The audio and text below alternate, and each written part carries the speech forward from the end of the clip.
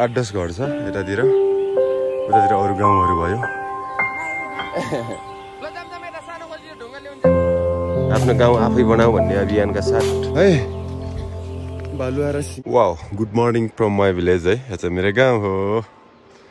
दामी छ नि होइन गाउँ यहाँदेखि पुरै देखिन्छ ठ्याक्क यो साइडको लास्ट घर यो हो उ साइडको चाहिँ उता एउटा घर अलिअलि देखिरहेको छ तल गए भयो त्यहाँ चाहिँ आगो फुक्नु भएको छ बाजेहरूले दामी देखिरहेको छ ल यहाँनिर क्लब भवन छ यो स्कुल भयो अरू चाहिँ घर वाउ म चाहिँ मर्निङ वाक आएको छु यति माथि यो उकालो चढेर माथि चढेर जानुपर्छ फेरि एउटा पनि गाउँ छ यो चाहिँ हाम्रोतिर पाउने सिमलको फुल है कसकोतिर हुन्छ यसो कमेन्ट गर्नु होला सिमल दामी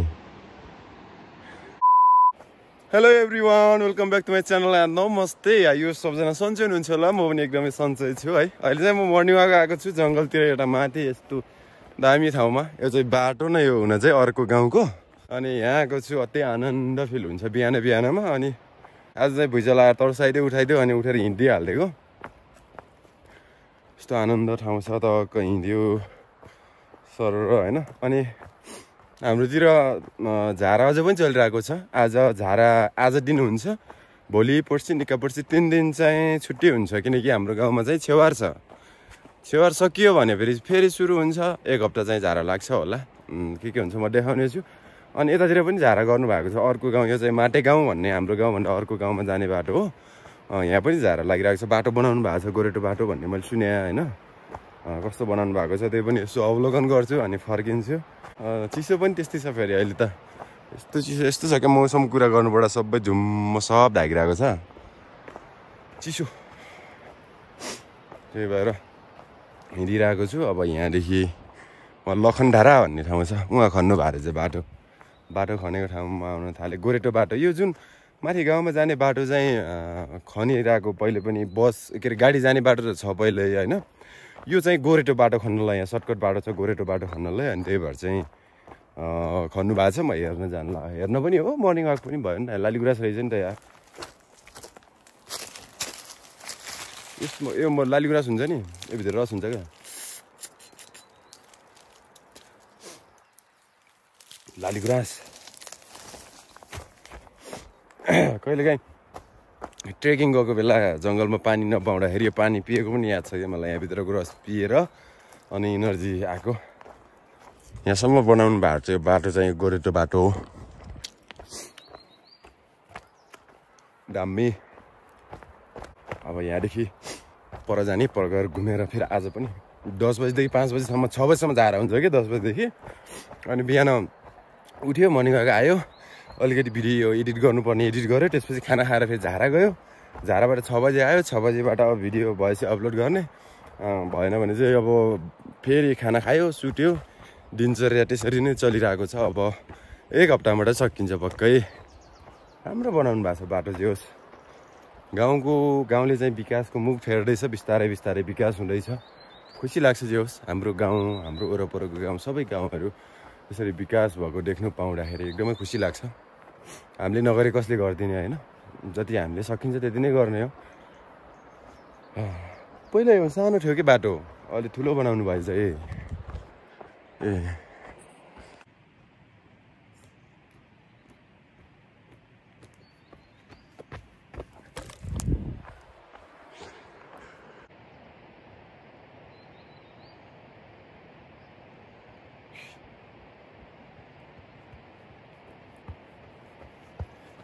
यो साल यति भएछ होइन बाटो माथिसम्म चाहिँ छन चाहिँ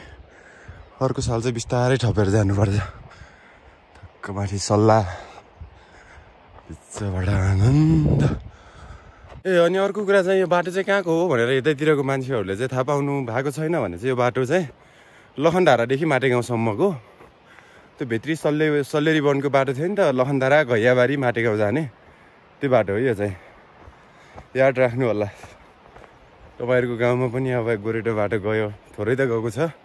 अब बिस्तारै जान्छ भने गाडी त पहिल्यै गइसक्यो हो यो सर्टकट बाटो हो यही लखनधारा यहाँबाट त्यहाँसम्म छ बाटो डाँडा थोरै गाउँ छ यहाँ चाहिँ राम्रो अति नै दामी लाग्छ मलाई पनि यहाँ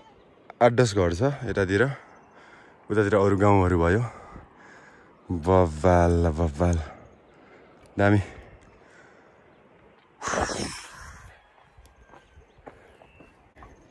टोक्छ क्या कुकुरले के गर्न लाग्नुभयो त टोइलेट सार्ने ए बजे सन्चै हुनुहुन्छ म यसो बाटो हेर्न आएको थिएँ तपाईँहरूको कस्तो कस्तो बनाउनु भएछ भनेर तपाईँहरू पनि जानुभयो झारामा ए राम्रो बनाएर जान्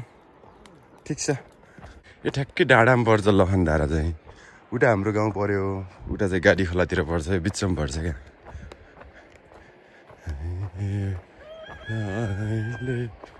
सबै गाउँले भाइ बब्बाल छ नि है के छ फुच्चे खै बाबा हेलो भन तिमीहरू ल हेलो सबैजनाले ल ल बोलाउ त्यसो भए म एक्लै आएको नि बाइकमा होइन कहाँ जङ्गलमा बाइक आउँछ र हिँडेर बाटो हेर्न आएको दाइ मर्निङ ठिक छ ए मलाई त भुइँचालोले उठायो उठाएर ए ल तिम्रो सबैजना यहाँ होला यहाँ आऊ एउटा ठिक छ राजु एकदमै ल यहाँ सबै आऊ ल आऊ न ल जो आउँछ त्यो मान्छे ज्ञानी है जो आउँदैन त्यो मान्छे ज्ञानी छैन ल है ज्ञानी भएपछि आउने हो नत्र नआउने ल तिमी भाग्यौ ल बाई बाई भनिदेऊ दौडी आएको नि म दाउरा बोकेर भिडियो बनाउँछु भनेर पारीबाट अन्त यहाँ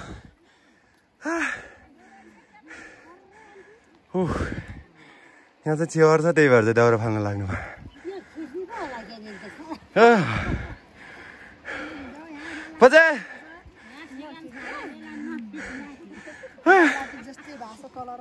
आया कोही साह्रो दौडियो म त पारीबाट लखनधारातिर गएको थिएँ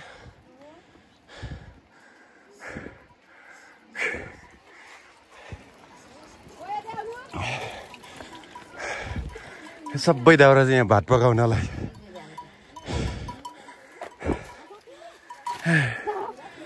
गर्दा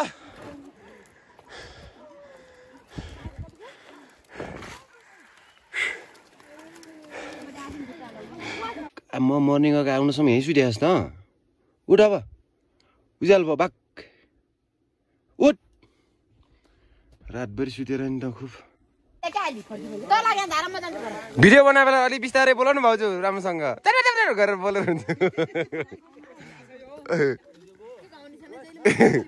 यहाँ घाँस काटेको कस्तो दामी देखिएछ घाँस बोकेको अनि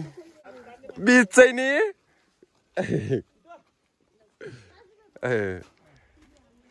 ल जाम यता सानो खोल्टी ढुङ्गा ल्याउनु जाम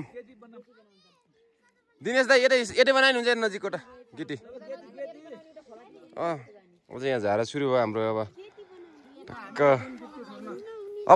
अब एक हप्तामा सकिए लागेर हो न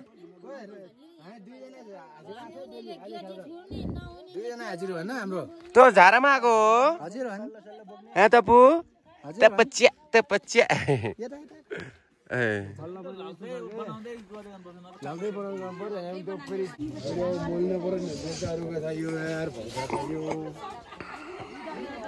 ल ओह्राल्नु मामा अब तलबाट यहाँ चाहिँ अब सिमेन्ट घोल्न लागेको छौँ ढलान गर्नलाई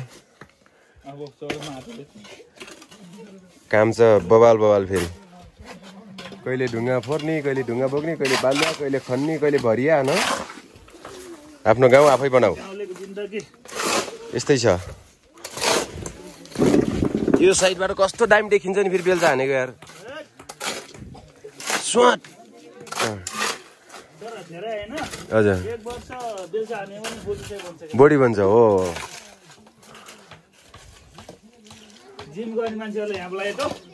एक दुई दिन हाल्नु भने ज्यान दुख्छ होइन एक वर्ष हान्ने भएर पिस हो ठुलो पाएको सपेटा जस्ता यसो आउनु हाम्रो गाउँमा गाउँतिर काम चलिरहेको छ आफ्नो गाउँ आफै बनाऊ भन्ने अभियानका साथ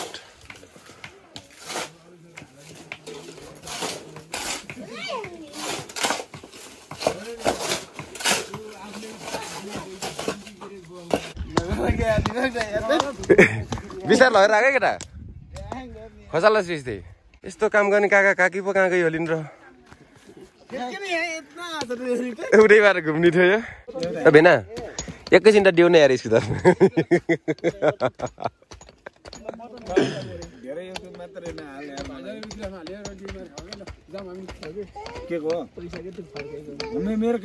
फर्केको पैसा हो पैसा धेरै भएको छ नि बच्चाले दियो यार 10 रुपियाँ मिठाई खान्छन् ल मिठाई खा ल मिठाई खाने है ल जाऊ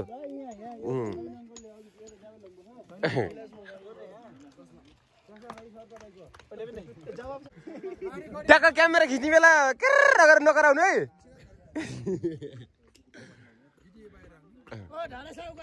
ओहो ढाल्दै के छ कता हो नयाँ मान्छे भएर झारा झारा कता कता हो दाजु खाने ए